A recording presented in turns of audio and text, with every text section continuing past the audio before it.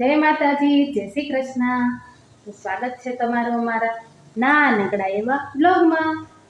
તો વાગી ગયા છે 11 અને મેં મૂકી દીધું છે અહીંયા કુકર। જે ગેસ્ટ આવ્યા છે એને આજે બપોરે જમવાનું છે અહીંયા। દરરોજ સાંજે તો જમતા હતા 7 દિવસથી, અને આજે છે 8મો દિવસ અને કાલ હજી ચેકઆઉટ કરશે, એટલે આજે બપોરે જમવાનું કીધું છે એને 3 જણાનું। तो આપણે મૂકી દીધું વેલું કુકર। तेरे को झुकाता है परमात्मा खुद आकर आशीष लुटाता है। परमात्मा खुद आकर आशीष लुटाता है। તો આપણા ભાત બફાઈ ગયા છે પણ હવે ઉકાળશું આવીને। હર્ષને લેવા જવાનો ટાઈમ થઈ ગયો છે।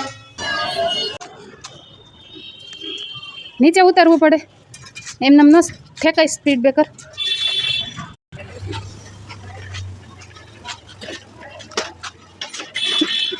लेकिन ये साला कर क्या रहा है यहाँ पे?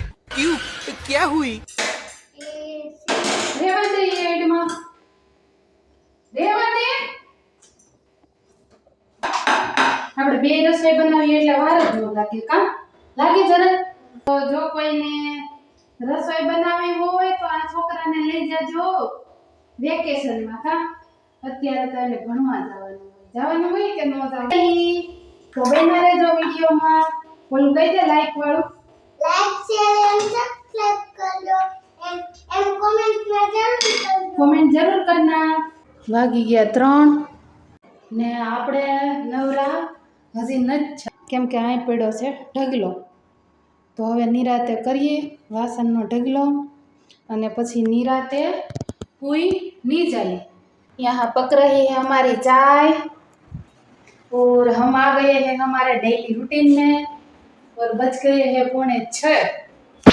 सो के तो नहीं उठे, आज सोए ही नहीं क्योंकि आज काम ही इतना था इसलिए। और जो हमारे गेस्ट आते हैं ऊपर वो बोलते हैं हम आपको सब्सक्राइब किया है और आपका व्लॉग भी देखते हैं, बट आप गुजराती में व्लॉग बनाते हो तो हम कैसे समझ पाएंगे, इसीलिए आप ऐसा करो हिंदी में व्लॉग बनाओ। फिर मैंने बोला मुझे तो हिंदी आती नहीं है तो मैं कैसे हिंदी में व्लॉग बनाऊँ?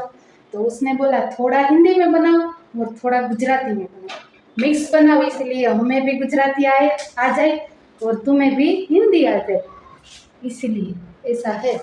तो हमने बोला कुछ करेंगे, ट्राई करेंगे हिंदी में व्लॉग बनाने का।